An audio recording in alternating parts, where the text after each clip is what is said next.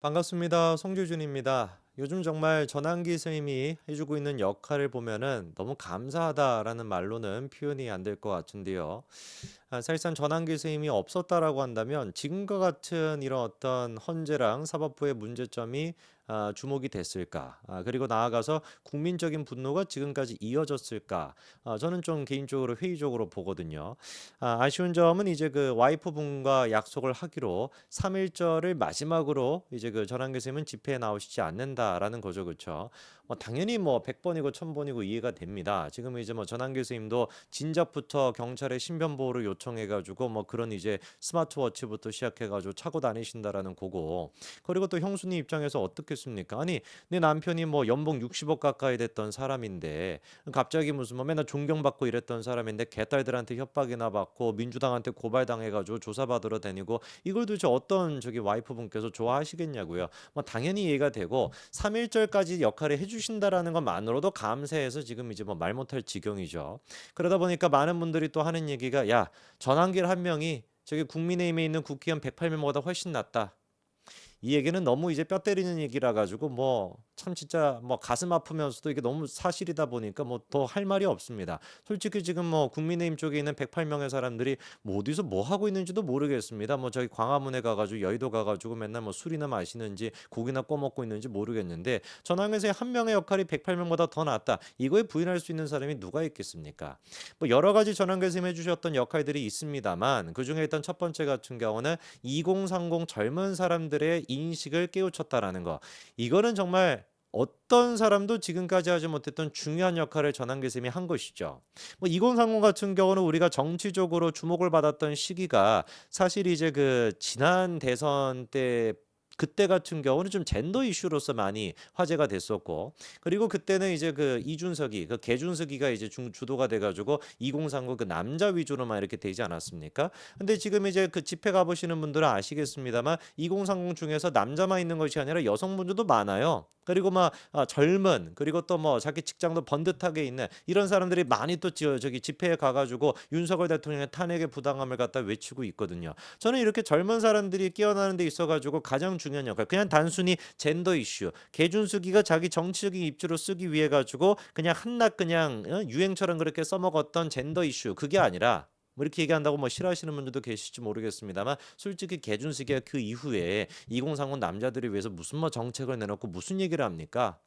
자기 뭐 좀 운동이나 좀 할 시간이 있는지 모르겠는데 지금 뭐 내부적으로 개혁신당은 뭐 개판이잖아요 지금 허나 뭐 내쫓고 지가 뭐 당했다라고 하는 짓거리 똑같이 지금 해놓고 있고 이제 그 개고기는 누굽니까? 개고기 내다 파고 있는 사람이 누굽니까? 제가 봤을 때는 이준석이가 개고기 장사 지금 하고 있는 것 같은데 뭐 겉으로 이미지로 봤을 때 잘 어울리잖아요. 개고기 장사 잘할 것처럼. 그거나 신경을 쓰지. 뭐 도대체 뭐 2030 남자들을 위해서 뭐 하냐고요.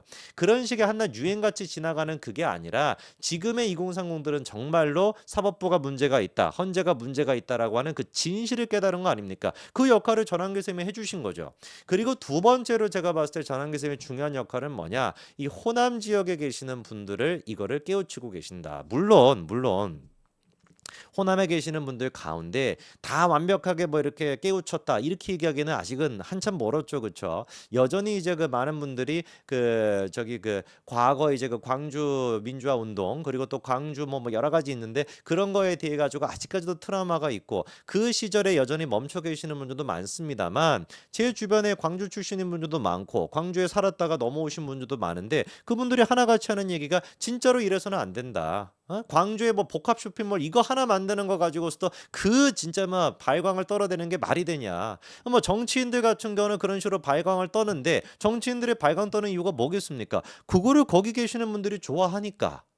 그러니까 뭐 복합 쇼핑몰 같은 거를 만드는 것이 아니라 신세계 백화점 같은 경우도 1층에 명품 매장이 들어가 있는 게 아니라 뭐 루이비통, 샤넬 뭐 이런 것들이 막 들어와 있는 것이 아니라 거기서 뭐 전통시장 같은 게 열린다라고 하는데 이게 말이 되냐고요. 근데 그 말이 안 되는 거를 갖다가 광주 계시는 분들이 좋아한다라는 거잖아요. 막 우리께 좋은 것이지 뭐 지금 뭐 사투리를 못 써가지고 광주 사투리를 뭐 그렇게 막 하면서 그렇게 하다 보니까 그거에 이제 그 표를 받기 위해 가지고 정치인들은 뻘짓하고 있는 거 아니겠습니까?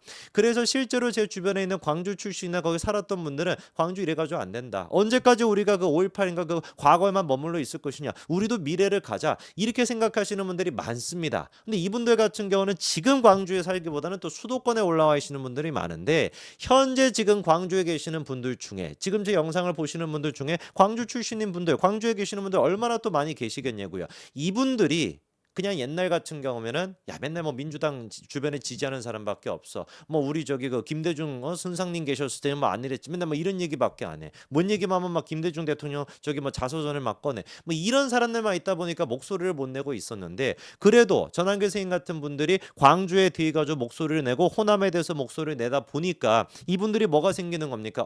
나 혼자만이 아니네. 이 광주 지역에서도 호남 지역에서도 뭐 전북이 됐거나 전남이 됐거나 나 혼자만 이런 생각 갖고 나 혼자가 아니었네. 이 생각을 집어넣어 주는 게 굉장히 중요하다라는 겁니다. 물론 말씀드린 것처럼 광주 전체가 미래로 나아갈 수 있는 데까지는 시간이 오래 걸리겠습니다만 그 첫 시발점이 중요한 거 아니겠습니까? 내가 혼자가 아니었구나. 나처럼 상식적인 생각을 갖고 있는 사람이 혼자가 아니었네. 정말 광주에도 이제 복합 쇼핑몰 들어가고 신세계 백화점에도 명품 같은 거 팔고 부산 같은 경우는 그 센턴 시티점인가 거기만 이제 막 전국구로 막 그렇게 판매가 되지 않습니까? 우리라고 왜 안 되냐? 이런 생각을 가지시는 분들이 늘어날 수가 있다는 거죠. 저는 그래서 이번에 오히려 민주당이 잘했다라고 봐요. 원래 민주당 전문 저기 그게 뻘짓하는 거 아닙니까? 개생쇼 하는 거. 강기정도 그렇고 박지원도 그렇고 그리고 또 박균택도 그렇고 우리 균택이는 그냥 균이잖아요. 균. 존재 자체가 균 아닙니까? 저는 이 박균택 같은 사람이 국회의원이 되어 있다라는 것 자체가 진짜 이게 비극이다. 얘는 그냥 바이러스인데. 그렇잖아요. 뭐 저기 뭐 지금 보시는 분 중에 자기 이름에도 균 들어가시는 분도 계실 텐데 뭐 당연히 여러분한테 해당이 되는 게 아니라 균택이한테만 해당 또 균택이 있는지 뭐 모르겠어. 어쨌거나 박균택이한테만 지금 해당이 되는 얘기 아닙니까? 얘는 그냥 존재 자체가 바이러스예요. 놀랍게도 박균택 같은 인간이 뭐였습니까? 광주 고검장 출신이잖아요. 이런 인간이 고검장이었다라고 한다면 도대체가 광주에서는 어떤 식으로 검찰 수사가 이루어졌을까? 아니 있는 것도 없다고 하고 없는 것도 있다고 하는 인간인데 이런 인간이 주도가 돼가지고 수사를 진행했다라고 한다면은 있는 죄도 없는 죄가 되고 없는 죄가 있는 죄 되는 거 아니겠습니까? 제가 봤을 땐 나중에 저희가 다시 정권을 재창출했었을 때 광주에서 발생했던 이런 어떤 그 범죄 사건에 대해 가지고 기소가 된 거 불기소가 된 거 원천적으로 제가 봤을 땐 전면 조사해야 된다라고 봅니다. 억울한 사람이 한두 사람이 아닐 것 같거든요. 그렇지 않습니까? 균태기가 해가지고 뭐 제대로 될 수가 있겠냐고요. 그렇게 검찰이라고 하는 조직 자체도 균으로서 바이러스로서 엉망진창으로 만들어 놓고 그리고 이 인간이 이재명의 대장동 변호사로 가는 이런 진짜 추잡스럽고 저질스러운 인간이 어딨냐고요. 그리고 그거 바탕으로 해서 배지까지 달고 맨날 막 소리치고 있고 이번에 그래가지고 지 바이러스대로 놀잖아요. 뭐라고 얘기했습니까? 전한길 스님이 광주에 가가지고 집회를 하겠다라고 하니까 광주광역시 남구 도동길 160 여기 가가지고 집회를 하래. 여기가 뭡니까? 광주광역시 광역위생 매립장 주소래요. 지가 바이러스다 보니까 지가 그냥 쓰레기다 보니까 평상시에 어디 막 쓰레기가 있는지를 잘 알아보지. 쓰레기 매립지가 어딘지 잘 알아보죠. 거기가 집일 테니까 어떻게 도대체 국회의원이라고 하는 작자가 자기랑 생각이 좀 다르다고 지금 이제 뭐 전한길 선생님이 광주에 대해 가지고 뭐라고 비하를 하기로 했습니까? 5.18에 대해 가지고 뭐라고 얘기를 하기로 했습니까? 오히려 거꾸로 5.18에 대해 가지고 이거는 민주화 운동이라고 얘기했다가 정강원 목사 쪽으로부터 지금 막 공격을 당하고 있는 게 전한길 지금 선생님 아닙니까? 전한길 목사라고 할 뻔했네. 전한길 선생님은 지금 아닙니까? 그런데 지금 사법부의 문제점에 대해서 지적했다라고 하는 이유만으로 쓰레기장에 가가지고 집회하라? 이딴 소리를 하는 게 어떻게 국회의원일 수가 있냐고요. 그럼 제가 뭐 열불 낼 필요도 없고요. 균태규도 그렇고 박지원 뭐 열불 다 내긴 했는데 강기정도 그렇고 박지원도 그렇고 박균택도 그렇고 잘들 놀고 있습니다. 계속 그렇게 노세요. 그렇게 미친 척하면서 미친 사람들이지 그냥 척이 아니라 미친 그냥 사람처럼 계속해서 그런 얘기 해주면 해줄수록 광주에 있는 분들도 분명히 느낄 수밖에 없다. 저는 호남에 계시는 분들도 분명히 느낄 거라고 봅니다. 이거는 진짜 아니다. 그리고 또 결정적으로 광주 출신이었지만 지금 수도권에 가 계시는 분들 얼마나 많습니까? 부산에도 많고 뭐 전국적으로 다 있잖아요. 이분들 또한 마찬가지로 이 균태기의 바이러스에 대해 가지고 난 저건 아니라고 본다. 나는 균택 바이러스는 안 걸렸다. 나는 상식적인 사람이야. 이렇게 생각하시는 분들이 분명히 생기고 있고 이미 생겼고 더 생겨날 거라고 봅니다. 더 그렇게 미친 척 해주십시오. 균택이는 다른 거 뭐 더도 말고 덜도 말고 지금처럼만 쓰레기처럼 그렇게 행동하면 될 것 같습니다. 광주분들 분명히 제가 봤을 때는 이 전한길 쌤을 기폭제로 해가지고 깨어나고 있고 깨어났다라고 봅니다. 여기까지 말씀드리겠습니다. 감사합니다.